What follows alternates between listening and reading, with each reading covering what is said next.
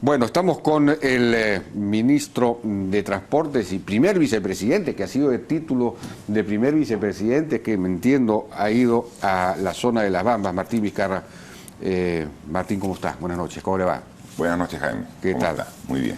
Bueno, usted ha ido como primer vicepresidente, ¿no? Para darle, digamos, nivel o como ministro de Transportes. Yo en realidad he ido como ministro de Transportes, ¿no? Hemos sido 3 ministros.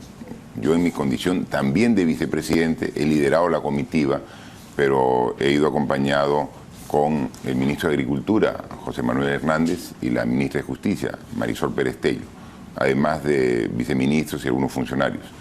Creo que ha sido un esfuerzo que está plenamente justificado.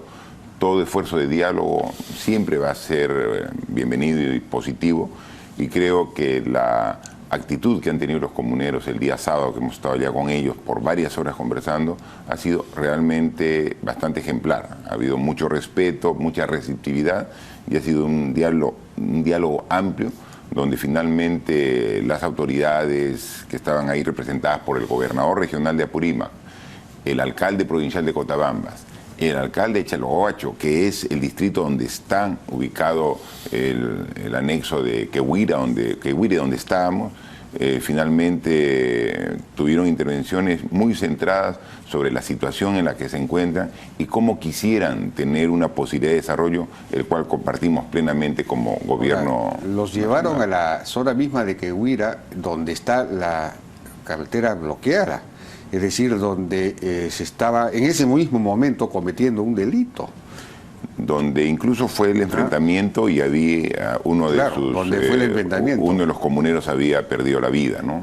Estábamos ahí, hemos conversado con la viuda, con la señora esposa de Quintino. Hemos estado también, hemos visto a sus 3 hijos, entonces sí, hemos estado en ese lugar. Y ellos querían simbólicamente que en ese lugar sea la conversación, a pesar que las coordinaciones del día viernes con el alcalde fueron para que sea en la capital de la provincia, específicamente en Tambobamba. Nosotros llegamos a Tambobamba y no había nadie. Nos convocaron para que vayamos y fuimos, porque si hemos hecho todo el esfuerzo, hay que conversar, hay que hacer el esfuerzo completo y no a medias. Por eso fuimos, y creo que el diálogo ha sido bastante productivo. Ahora, sin embargo, bueno, me dicen que ya la carretera alterna, digamos, ya ha sido desbloqueada y entonces la mina ya podría sacar el mineral por la carretera alterna, ¿no? El acceso que había sido bloqueada, pero ya, en cambio, la que fue bloqueada inicialmente con las zanjas sigue bloqueada, es decir, todavía no han levantado las medidas de fuerza. El acceso a la mina tiene 2 alternativas, ¿no? Una alternativa que pasa por Chalhuahuacho y otra que pasa por estas comunidades, ¿no? que han tenido esta medida de protesta y que ha sido respaldada por toda la población, por las autoridades. Cuando nosotros hemos llegado el día sábado al lugar, estaba todo cerrado, ¿no? El comercio, no había absolutamente ninguna actividad, todo estaba cerrado. El día domingo, el día de ayer, ya abrió el comercio, el tránsito se restableció. Recuerde que incluso... Pero digamos, la pregunta es, ¿ya la mina puede sacar su mineral por la carretera alterna? Y es una decisión que seguramente la mina va a tomar de manera gradual, porque ayer domingo ya ha hecho uso de la vía porque tenía personal que no podía salir porque estaba bloqueada. Entonces tenía personal que ya había pasado el tiempo de permanencia en la mina, porque ellos tienen una cantidad de días que están en la mina y días que salen en su descanso. Había gran cantidad de personal que no podía salir y ya el día de ayer... Estaban bloqueados, secuestrados, sí, ahí en buena cuenta. Estaban bloqueados, ¿no? Entonces ya ayer mismo han salido el personal, ha ingresado el nuevo personal, ha habido el movimiento, ya hay fluidez, hay normalidad en toda la provincia, menos en una parte del acceso, que esperamos. Estos procesos de diálogo, de llegar a acuerdos, son complejos. Yo los conozco porque también los he vivido como gobernador y alguna vez también dirigente en Moquegua, ¿no? Entonces, es un proceso que es gradual, pero yo estoy seguro que en el transcurso de los días, no estoy hablando un tiempo muy largo, debe superarse completamente y debemos llegar a tratar el tema de fondo. Es qué hacer para que Cotabambas, una provincia que está tan pobre en la actualidad, pueda lograr de manera gradual y progresiva tener el desarrollo que todo ser humano, que toda familia anhela. Bueno, esa es una de las grandes fallas en todo este proceso, que no ha habido un plan de desarrollo integral, un plan de desarrollo rural, ¿no? Ha habido, sin embargo, la mina ha invertido más de 1.000 millones de soles, cosa que no se ha dicho, pero no ha habido un plan que haga que la gente, que los campesinos generen ingresos por su propio esfuerzo, digamos, ¿no? Incrementar su propia productividad. Pero usted señaló algo que me llamó la atención, que la provincia de Cotabambas está en el último lugar del índice de desarrollo humano. Pero yo he estado chequeando esto en la mañana y no está ni remotamente en el último lugar. La última información es del año 2012, el último índice que se publicó, y él está en el número 185 de 196. Claro, está por supuesto de la colda, pero digamos, hay 11 que son más pobres, no está en el último lugar, ¿no? Esa es una aclaración que hay que hacer. Y otro tema que había que aclarar, que es muy interesante, y he estado revisando en el INEI las cifras de pobreza, y la pobreza ha disminuido muy apreciablemente entre el año 2009 y el 2015. Bajó de 74%, fíjese usted, a 36%, es decir, se ha reducido a la mitad la pobreza entre el 2009 y el 2015. Y esto se debe, en una medida muy importante, ¿en la provincia de Cotabamba o en la región Apurímac? No, Apurímac. En la región Apurímac, pero lo contradictorio es que en la misma provincia la disminución no ha sido de esa magnitud. Y eso es lo contradictorio, ¿no? Pero esta cifra del índice de desarrollo humano, que no está en el último lugar, es del año 2012, ¿eh? Estamos al año 2016, y la inversión fuerte se ha dado los últimos 4 años. Entonces, es muy probable, habría que ver las cifras de Antabamba. Estoy seguro que ha mejorado mucho mejor, de Cotabamba se ha mejorado la situación, ¿no? Yo he estado y he constatado, no tiene agua potable. Ningún distrito tiene agua potable. Ah, bueno, eso, por supuesto. La educación es pésima, los resultados. Y precisamente el índice de desarrollo humano no solamente ve lo que puede ver cómo se mide el nivel de pobreza, es simplemente ingreso. Entonces, claro, si ha habido trabajo en los últimos años, puede haber aumentado el ingreso, pero si no tienen agua potable, si no tienen accesos adecuados, si no tienen buena educación, si el sistema de salud es malo, definitivamente su índice de desarrollo humano no progresa, no mejora. Entonces, ese es el tema, dar un plan de desarrollo integral. Pero esa parte es la responsabilidad del Estado, porque con la inversión que ha hecho la mina, incluso en cosas que le corresponden al Estado, 1.000 millones de soles ha invertido en programas de desarrollo social, la pobreza se ha reducido a la mitad, la pobreza monetaria. La pobreza monetaria. Ahora, no hay agua potable, eso es responsabilidad del Estado, ¿no? Entonces, digamos, hay que aclarar bien las cosas, porque si no se demoniza a la empresa, y eso sí es negativo, ¿no? No, pero el tema es que es una responsabilidad compartida. También. Es una responsabilidad compartida y hay que atenderla, porque si no vamos a seguir con este tipo de manifestaciones, movilizaciones y conflictos, porque no se entiende de que finalmente, ¿para qué hacemos tanta inversión? O sea, ¿para qué hacemos tanta inversión como esta? ¿Por qué la promovemos? Para mejorar el nivel de vida de todos los peruanos. Así es. Eso es lo que quiere el Estado, por eso, que mejore el nivel de vida de todos los peruanos. ¿Y por dónde deberíamos empezar? Precisamente por la provincia donde está. Hay que dar las posibilidades de inversión a todos los peruanos. Y eso se requiere. Pero no es posible que no se tenga ni siquiera un servicio básico como es agua potable. Y eso lo hemos constatado. El empleo se ha incrementado en construcción, hoteles, restaurantes, minería, en hoteles 103%, en hoteles 54%, restaurantes 45%. Ha habido un boom realmente. Ahora, la infraestructura básica, el agua potable de Chalhuahuacho, ¿es responsabilidad de la empresa? Es el Estado. ¿O del Estado? Es del Estado. Ah, bueno, entonces pero a eso vamos. Pero, ¿quién es el que no ha cumplido? Pero eso hay que cumplir. O sea, a eso es lo que vamos. Hay una frustración de la población de que ven por televisión, escuchan en los diarios, en la radio, de que se ha hecho la inversión más grande de la historia, 10.000 millones de dólares, y no tiene agua potable. Hay que ir a ver las instituciones educativas, lamentable. Sí. Entonces, esa es la frustración, eso hay que corregir, eso es lo que hemos hablado con la población, que queremos asumir el reto de hacer de Cotabambas una provincia que sea modelo de desarrollo. Se puede, perfectamente se puede. Hay que planificar, hay que establecer un orden de prioridades en los proyectos y hay que comenzar a trabajarlo. ¿En algo puede colaborar la mina? Por supuesto que sí, y, claro, está dispuesto, sí, y está dispuesto a hacerla. Y yo creo que la mina ha fallado en el sentido de que no ha concebido las obras que ella misma ha hecho, digamos, dentro del fideicomiso que se creó dentro de un plan integral de desarrollo rural.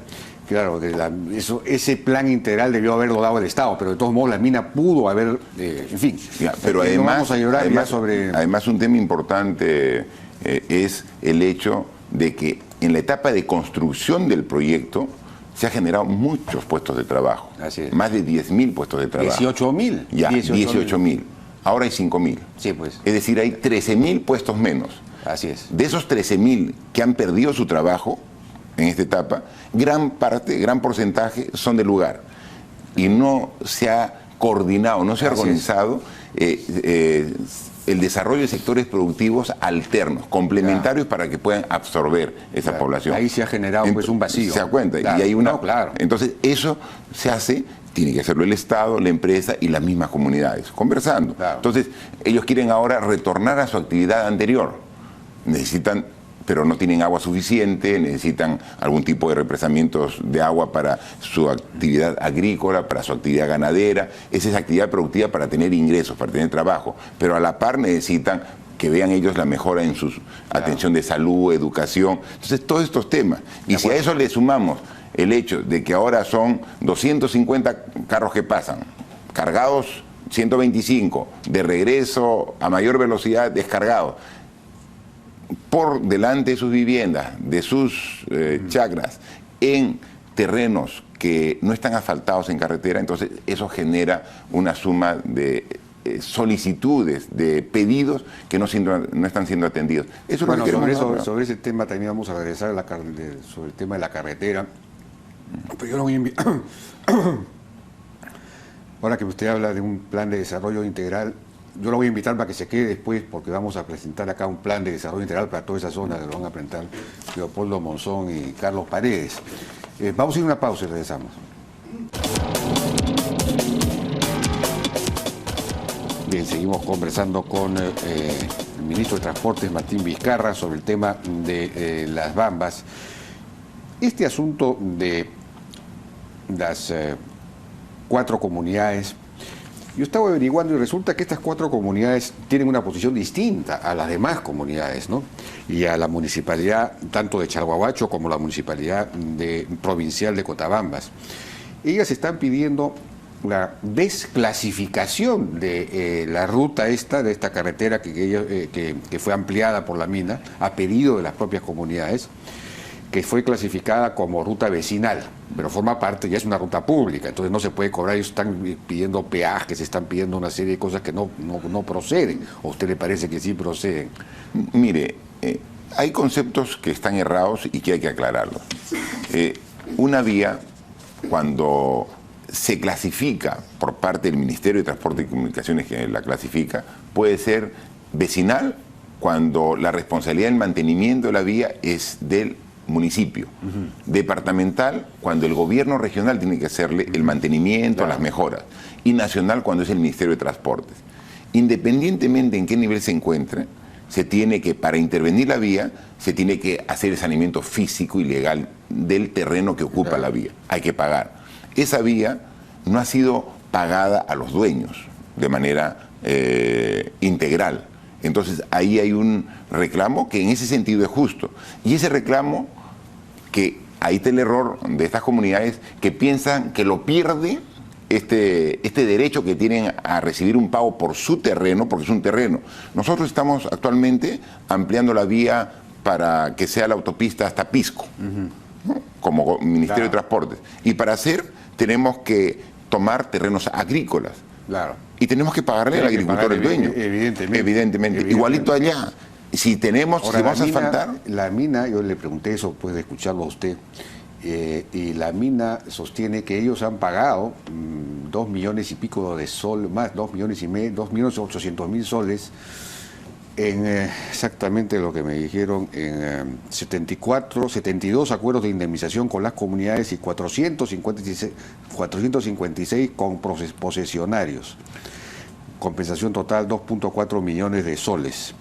Esto durante la ampliación, porque la misma ampliación fue solicitada por la comunidad y la comunidad cedieron los terrenos para hacer la ampliación y ellos han compensado de esta forma. ¿Qué se tiene que aclarar? Entonces aquí? ahora habría una especie de segunda ronda de compensación. No, es que... ¿Cómo es esto? No, es que tiene que ser un trabajo formal.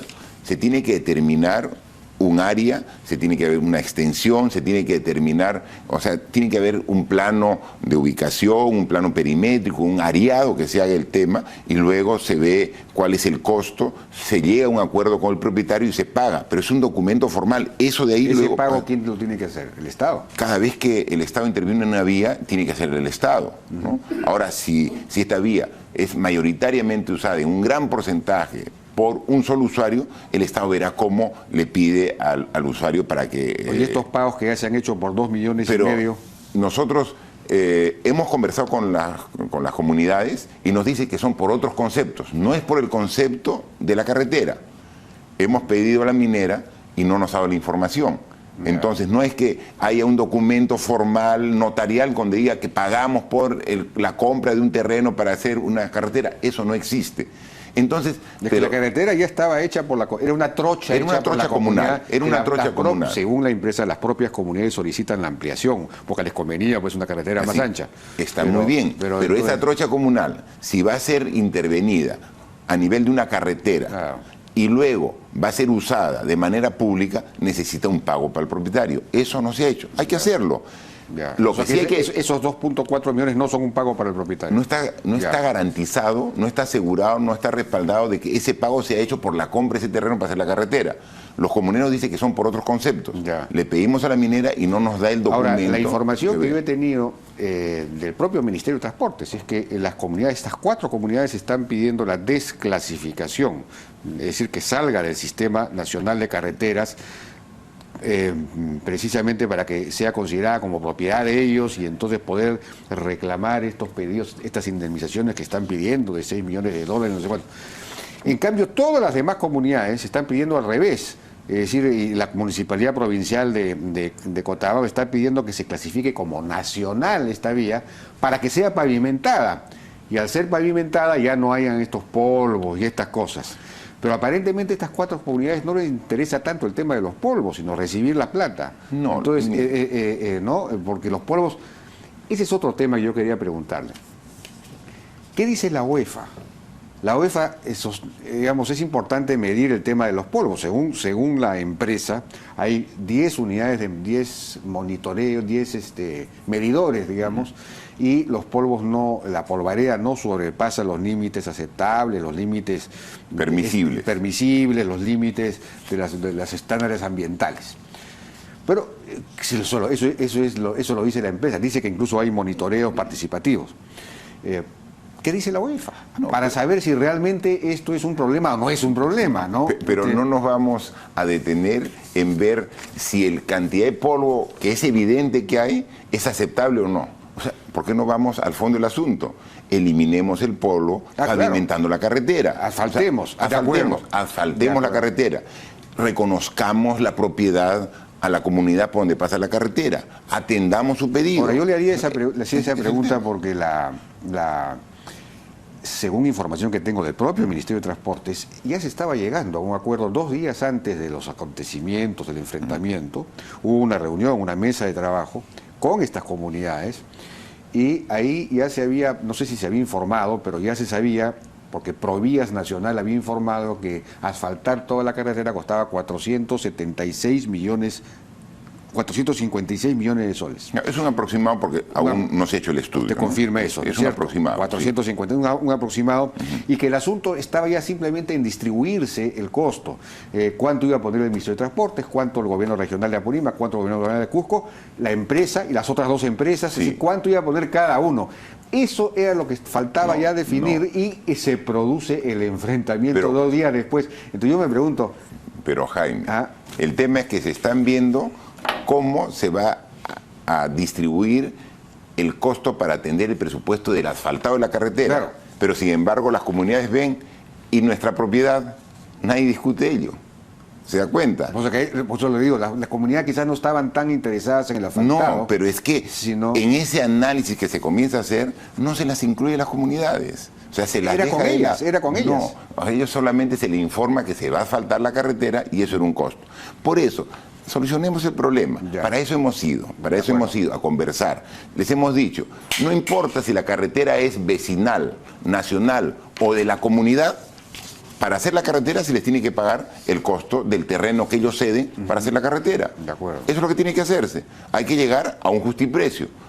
Eso puede tomar un tiempo, porque ellos seguramente tienen una expectativa elevada y luego el valor que se supone es menor. Hay que llegar. Para eso hay que conversar. Una vez que se llega a un precio de mutuo acuerdo, se hace una transacción formal, se paga, se transfiere la propiedad de esa franja de la carretera y se construye la carretera. Ese es el procedimiento que hace carreteras en costa, sierra y selva del Perú, en todas partes. Eso ya me no quedaba se la duda ya. Porque la empresa ha hecho unos pagos, no serían por la... Dicen por otros conceptos, porque ellos han dado una serie de terrenos para otras instalaciones. Dicen específicamente que por la carretera no hay, y no hemos tenido nosotros ningún documento que así lo acredite. Veámoslos, trabajemos, eso es lo que queremos. Hay convenios firmados, según ellos. Por eso no tenemos acceso y es lo que queremos ver. ¿No? O sea, claro, la comunidad dice que no les han pagado y la empresa no nos ha dado ningún documento que acredite que han pagado por ese concepto. Entonces, para nosotros no se ha pagado el uso del terreno comunal para hacer la carretera. Pero como dicen precisamente las comunidades, nosotros estamos de acuerdo con la propuesta que hemos llevado los 3 ministros. Queremos un plan integral de desarrollo. Nuestro problema es con la empresa que está usando nuestra carretera sin ningún pago. Le digo, incluyamos tu problema con la empresa en el análisis general y nosotros convocamos a la empresa para juntos sacar. En esa etapa de la discusión estamos. Yo creo que voluntad de nuestra parte la hemos demostrado. Por eso hemos ido para ver. Hay voluntad de las autoridades, que no la había inicialmente. Ahora ellos están dispuestos a conversar y a trabajar juntos, alcalde, gobernador regional. Ahora, las comunidades también, en su gran mayoría. Hay 4 comunidades que vamos a conversar para solucionar este problema. Una pausa, si me permite, regresamos.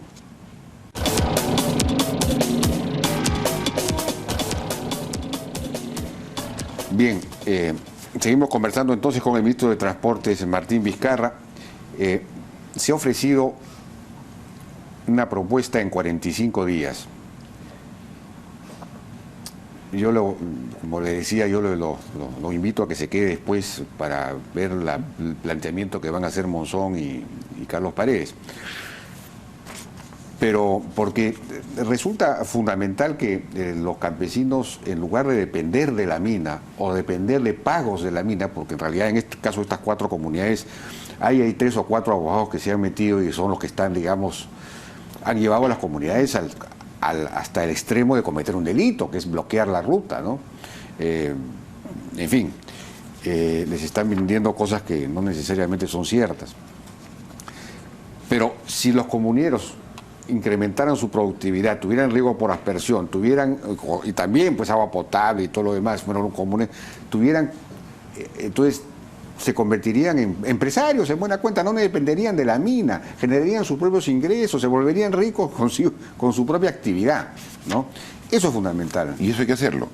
Hay gran parte. Esa es la propuesta. Ya hay algunos comuneros que son empresarios, ya hay servicios que tiene la mina que son brindados por las comunidades. Hay servicios que la comunidad brinda. Hay trabajadores, no en la proporción que ellos quisieran, pero también hay un porcentaje, según ellos, todavía reducido de trabajadores que son de las comunidades. Pero no van a poder atender la necesidad laboral de todos. Es ahí donde se necesita trabajos que sean de otras actividades, que sean de la agricultura, que estén ligadas a la ganadería. Pero para ello hay que dar las condiciones. Y ahí tenemos que desarrollar proyectos para trabajar de manera conjunta con ellos. Este proyecto Las Bambas fue un ejemplo de lo que ahora se llama adelanto social. Se generó un fideicomiso con 70 y 80, casi 80 millones de dólares. La propia empresa ha invertido. En total, la empresa ha invertido como 1.000 millones de soles en proyectos de desarrollo social, productivo, pero aparentemente no dentro de un plan integral de desarrollo, ¿no es cierto? Así es lo que Entonces, en muchos casos, esa plata o la plata que ha dado el Estado se ha dado a los gobiernos locales. Y los gobiernos locales no la han sabido invertir, o ha habido corrupción, o en fin, por eso es que no ha funcionado este tema. Entonces, aquí se necesitaría una suerte de, no sé, un fideicomiso, una entidad que se haga responsable de todo este desarrollo para que se ejecute realmente.